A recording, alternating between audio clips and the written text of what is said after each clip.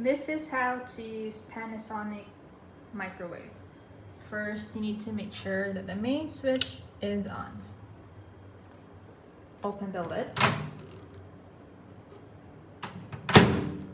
Press on in these buttons for the desired option you want to choose.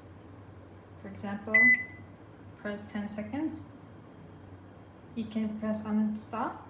You can add more time or a quick 30 seconds and then press start. To stop using the microwave, you can just click on stop directly,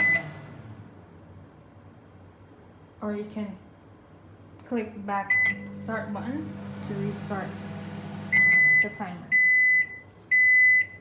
Press on the button to turn off.